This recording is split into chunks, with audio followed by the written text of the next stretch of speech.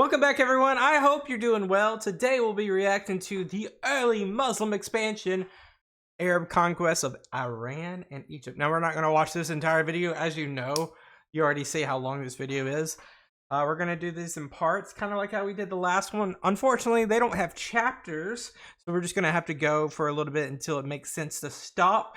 If you're new here, this is what we do. We react to history. Leave a like and a comment. Subscribe if you like history just like I do. We're here to learn, so let's jump into it and learn. And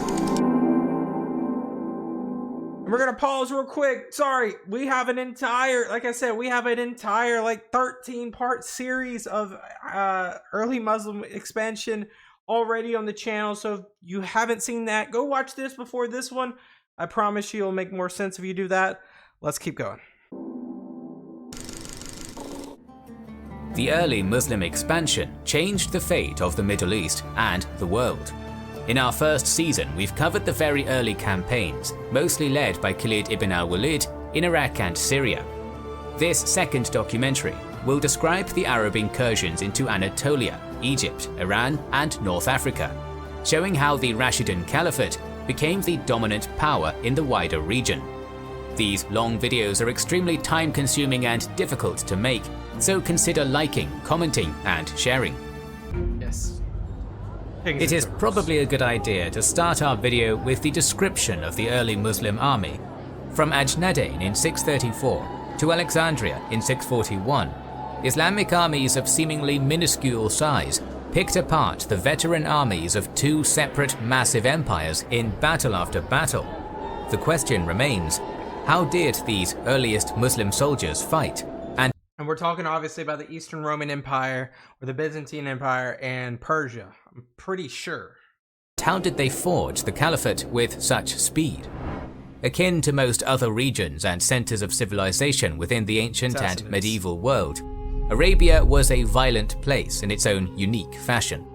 Far from being comparable to the large hegemonic empires which bordered and often puppeteered its many tribes to further their own agendas pre-conquest, the barren desert of the Arabian Peninsula and most of its people are more accurately balanced against the fearsome nomadic folk of the Great Eurasian Steppe. Mongolians is basic, or Turks, just because the climate is not very good to stay in for long periods of time. The water that you need does not travel past these mountains that are on the left-hand side of the Arabian Peninsula. Fighting against rival tribes and defending one's own kin from attack was a central part of life, a fact which played a key role in creating the local culture. Motivated in part by vicious terrain that was untenable to larger military campaigns, the dominant tactic was the so-called razzia, a raiding expedition designed to plunder, pillage, and take slaves. Such a wealth of common martial experience meant that most Bedouin Arabs were, especially compared to the agriculturalists and urban citizens of the Near East, a veteran military population. This pre-Islam tribal society provided a solid foundation for the development of a conquest army. But until the Prophet's lifetime, and possibly afterwards as well, there was no army as such. With very few exceptions, every single adult male in Bedouin life was a warrior, compensated for their endeavors with booty, honor, or the defense of their own kin group from enemies who were attempting to do the same. Which isn't very, it's not, this isn't primarily just this particular group of people. There's so many different countries that operate to this day in modern times where you have to have some sort of conscription during your early male years. Early male years meaning early adulthood. So by no means is this like a something that's primarily just for this time and these groups of people, but it's definitely part of the culture in terms of a protectorate. With the advent of Islam, leadership of Muhammad, and the subsequent unification of the Arabian Peninsula under the first Rashidun Caliph, its weapon-rich cities and Bedouin-inhabited hinterland alike came under one rule and one religion. This warlike population, who until recently were occupied fighting one another in small-scale struggles, could now be directed en masse to attack the settled, exhausted, and unready empires beyond the desert frontier. Although now turned to a single purpose, to expand the Dar al-Islam, the early Islamic armies remained in many ways what they had been before, tribal raiders. As the assault on Byzantine and Sassanid territory began, it quickly became clear that the established empires were not going to be met on their own terms. It was to be a mobile war of razzia, which the two emperors and their armies, each bent towards attacking the other, simply could not match. To this purpose, a primary strategic weapon of war utilized by the conquering Arabs was the unassuming camel. Yeah, we don't talk too much about that, but yeah. Accustomed to traveling across incredibly arid terrain with essentially no water, these workhouse pack animals were used to lethal effect on campaign. Camel-mounted armies of Muslim infantry would frequently strike Byzantine or Sassanid territory from unexpected, undefended angles, bleeding the empires of manpower and money before fading back into the desert, where their enemies simply could not go. Would this be considered cavalry still, or would it be like a special unit of cavalry, like camel cavalry? Curious. Imagine playing a game of Civilization and possessing an area of apparently impassable terrain near your key resource-producing regions, so you naturally do not fortify the area because you don't need to. After all, if no powerful enemy can get there, they can't attack it anyway.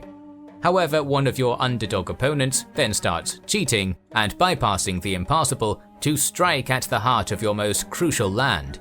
Worse still, you can't chase them back through that terrain. If you try, you give them the opportunity to strike elsewhere. This is what the established empires must have felt when the Muslims started attacking.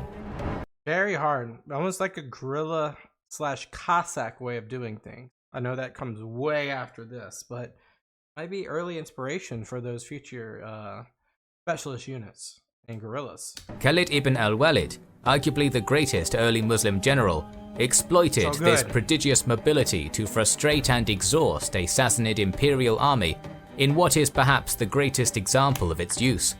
During an attack in 633, Khalid planted his Arab army in front of Hufair and tempted Persian general Hormuz, then stationed at Kazima, to approach him. His heavily armoured force embarked on a tiring march to do so. When the commander got there, however, he discovered that the Muslims had ghosted into the desert and were beelining back towards Kazima. Bound to march in the defence of such a strategically vital place, Hormuz forced his unruly, exhausted troops on a countermarch. By the time Hormuz arrived back near the city, his army was near mutinous, barely in a fit state to move, let alone fight, and in a terrible situation. Meanwhile, Khalid's well-mounted, leisurely stroll back to Kazima had allowed his forces to prepare adequately. In the subsequent Battle of Chains, rejuvenated Muslim forces soundly thrashed Hormuz's thoroughly outmaneuvered, physically drained army. And this is like a little bit more context that we really didn't get in that first long documentary about the beginnings of the Rashiduns and the beginnings of this empire, this territorial advancement, the tactical changes in the psychology of utilizing the terrain and the weather. We didn't talk about it, even though a lot of it was inherently known. Got it right there. The average Arab warrior of the early Islamic conquest period would have been far less standardized in form than a soldier from the Byzantine or Sassanid empires. Infantry and cavalry were both prominent, despite Arabia's prominent lack of viable horse-rearing ground. Moreover, the distinction between foot and mounted troops was often blurred. Changing with the situation, cavalry might dismount and fight as infantry, while what might be dubbed mobile infantry were frequently carried to battle on horses or camels. Equipment, relatively similar between both cavalry and infantry, was purchased and provided by the individual warrior or tribesman, very interesting, rather than being issued by the Rashidun Caliphate as a state. However, potential combatants who were indeed too poor to assemble equipment of their own might be assisted by wealthy kinsmen, neighbors, or other benefactors. Might have a Even payment for plan. the well-to-do in Muslim society, however, good quality equipment was scarce in the early days. There was nothing overly unique about Muslim weaponry during the wars of expansion. Spear, sword, and bow were the primary methods of assault, but it is said that the Arabs possessed particularly long spears and remarkably short swords when compared to their enemies. As this short sword was carried in a shoulder baldric rather than a belt at the waist, it is likely that this style was copied or inspired by the old Roman gladius, which was kept in a similar manner. Metal armor seems to have struck both hot and cold in the Arab mindset from the very beginning, as is evident in a saying of the second Caliph Umar. He describes mail armor as keeping our horsemen busy, a nuisance for our infantry, and yet always a strong protection. Originating from the scalding hot and sun-bleached deserts of Arabia, heavy armor must have seemed anathema to Arab warriors at first, due to the sheer discomfort it must have brought on when worn, not to mention its encumbering effect. We can imagine the more well-off Arab warriors investing in a coat of mail, only to speak to their comrades about it and be met with traditionalist derision at wearing such a burdensome thing. Therefore, it may have been that use of armor was based upon both a warrior's ability to obtain it, in addition to the willingness to don it in battle and on the march. So what was the average unit if they didn't have chainmail? Conversely, it might also have been the case that mail was reserved for frontline troops, while rear-line infantry and archers went without. Whichever the case, a notable and repeated occurrence during the Rashidun's expansion was trouble facing enemy archers. It became so bad that whilst fighting the Byzantines in the eventual victory at Yarmouk, Islamic warriors suffered what became known in legend as the Day of Lost Eyes. It might have been that this, in addition to other such occasions, was brought on by a reluctance to wear heavy armor and helmets. You lose speed. That's one thing, you will lose speed with that type of armor. Two other crucial units which partially made up Rashidun armies have come to symbolize the Muslim style of war during this period: the Mobile Guard Cavalry Strike Force and the Mubarizan. Rather than being a default part of the Islamic Army of Expansion as an institution, however, the Mobile Guard in particular was in fact a circumstantial reorganization enacted by the great general Khalid ibn al-Walid in the middle of his invasion of Syria. After the commander's triumph at Ajnadayn in late 634, it was clear that the next stage of the Muslim invasion would have to pierce deep into Syria. So, sifting through the 8,000-strong army under his leadership, Khalid extracted the most veteran, most elite, and deadliest fighters to form a 4,000-man strong band of horsemen, which was known as the Army of Movement, or more commonly, the Mobile Guard. In an army whose warriors were already battle-hardened veterans, these paragons were the creme de la creme. One of those hand-picked 4,000 was the near-mythical warrior Kaka bin Amr. Not only did this ferocious lieutenant supposedly play a crucial role in both the Battle of Chains and the Battle of Yarmouk, but he was also personally chosen by the Caliph to lead Arab reinforcements to the Battle of al-Qadisiyyah. If our sources are to be believed, he also played a key role in winning this domino-toppling clash as an energetic cavalry commander. That was the sheer quality of soldiers assembled together in Khalid's elite unit.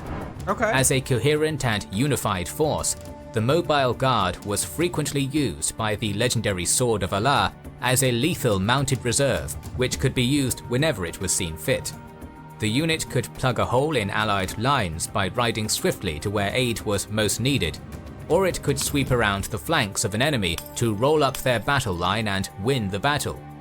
Under Khalid's generalship, it played both of these roles during the battle at Yarmouk.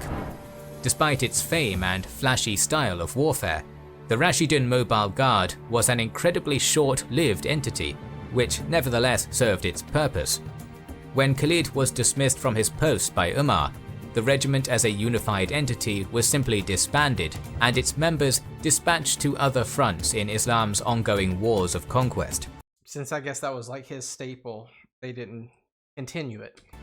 Many more of its warriors apparently passed away during the plague of 639 to 640, and those few who survived accompanied Amr ibn Alas to Egypt. The Mubarizin, translated as duelists or champions, served the purpose one would expect of a warrior bearing their title. The bravest men in all the Arab armies, Mubarizin would step forward alone and battle a Byzantine or Persian champion in the ritualized single combat which was so common in that period. Arab champions were particularly deadly, gaining victory in most battles. Yeah, and we saw that a lot, especially like particular leaders from the Sassanids, and I don't know too much about the Byzantine, how many times they brought leaders to the front line, but a lot of times the Sassanids would take like their what's it called, their leader or their the division, their army, whomever, and they would lose in the duel, and then the morale would just tank. Or if one of the great fighters from the Sassanids would come out and they would lose, the morale would still tank. So the duels were just such an important part of these. Victors, they would bring pride to their religion and caliphate, morale to the army, and conversely demoralize the enemy force. Still, despite their successes, Muslim forces frequently found themselves on the sharp end of heavy casualty figures, and manpower replenishment rapidly became an issue that the caliphs needed to deal with. Part of this shortfall was made up by non-Arab deserters who took up with the invaders and quickly became key cogs in the overall machine of expansion out of the Arabian Peninsula. As early as the Battle of al-Qadisiyyah, 4,000 soldiers from the army of Rostam Farrukhzad went over to the Muslim side. So great was this coup that the defecting warriors were able to demand from the Arabs land of their own choosing, to closely associate themselves with an Arab band of their own preference, and to be paid salaries sometimes in excess of regular Arab warriors. These and other such traitors to the Sassanid Shah's cause were known as the Hamra, or Red People. This phenomenon became so prevalent that during the Muslim invasion of Khuzestan and the siege of Shushtar, a famous unit of elite Persian soldiers, known thereafter as the Asawira, led by one of Yezdegerd's most senior and trusted commanders, also went over to the Caliph's side. Not only did these most capable of soldiers convert to the new and rising religion of Islam, but they were given in exchange the highest possible level of pay, dwellings in the new town of Basra, and a position of honor within the Bani Tamim tribe. While a massive amount of Byzantine territory was lost to the Arabs, it paled to the annihilation which they inflicted on the Sassanid state, almost certainly in large part due to this lack of faith in their leadership.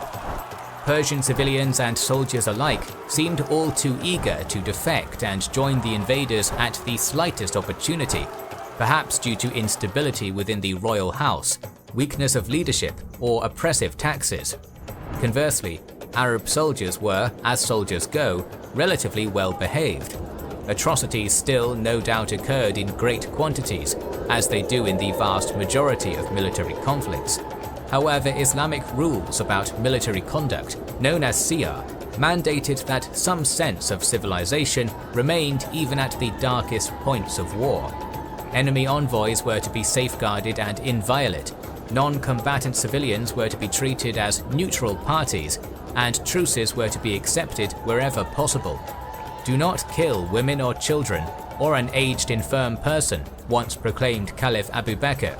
Do not cut down fruit-bearing trees. Do not destroy an inhabited place. Do not slaughter sheep or camels except for food.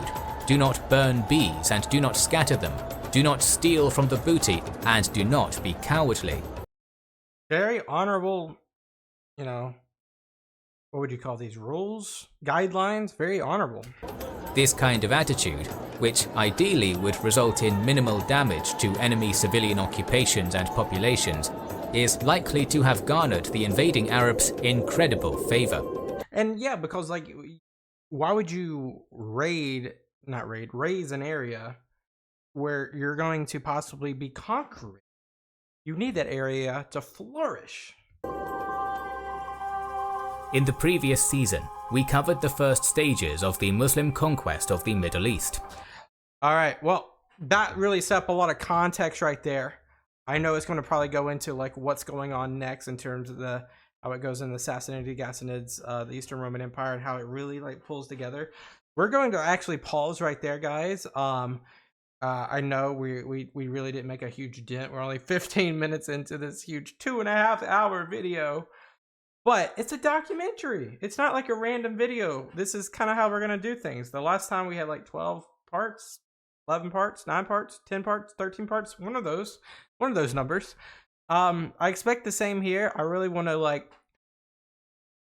Instead of eating this like a big meal, I want to eat them like snacks, and that way we can really digest the particular, you know, parts of this documentary, and we can conversate in the comments. You know, if you guys have specific things that you'd like to call out, or things that maybe the documentary doesn't really hit on, but you have a, you know, a comment about that really brings a little bit more context to it, I would appreciate that. So like I said, we're going to stop here. This was pretty much like the preamble, the preview of what we're about to see, which is the Arab conquest of Iran and Egypt.